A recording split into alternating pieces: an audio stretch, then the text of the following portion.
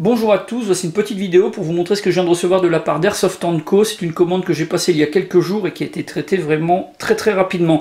Alors Airsoft & Co, c'est un site, c'est également un shop qui est basé à Grand-Villard.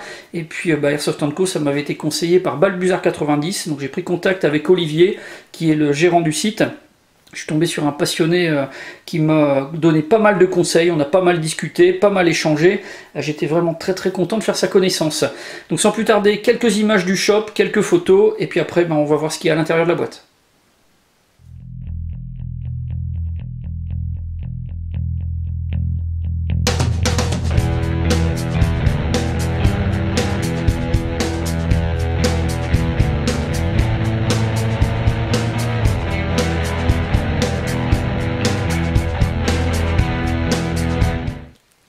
Tout ce que j'ai commandé là, c'est pour pouvoir customiser mon breacher de chez Tokyo Marui, donc des pièces spécifiques. Alors mon breacher, il est déjà passé en HPA par l'intermédiaire d'un gas tank sur lequel a été installée une valve pour être couplé à ma ligne haut débit et puis à mon régulateur balistique. Là, je vais passer à la vitesse supérieure en rajoutant une crosse.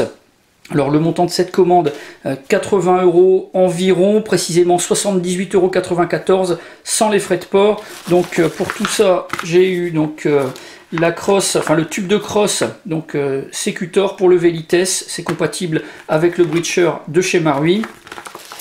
J'ai également une poignée qui va être installée donc sur ce tube. J'ai déjà une crosse à la maison, la M4 minimaliste qui va être rajoutée donc sur le kit. Et puis sinon, eh bien, une valve qui permettra de coupler la ligne haut débit, ça va venir remplacer la valve d'origine du gas tank. Dans le colis, j'ai également eu un petit cadeau, donc 2 patchs de la part d'Olivier. Donc comme il sait que je collectionne les patchs, il m'en a mis, c'est vraiment très sympa de sa part.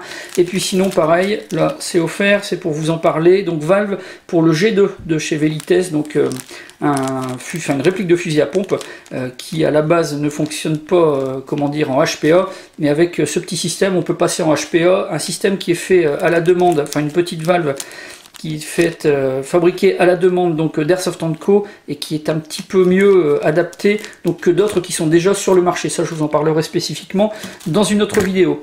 Donc maintenant, il me reste à vous présenter dans une prochaine vidéo ces différents produits pour vous les présenter beaucoup plus comment dire précisément. Et puis par la suite, eh bien, je vous ferai un tutoriel pour vous montrer comment installer toutes ces pièces sur un breacher.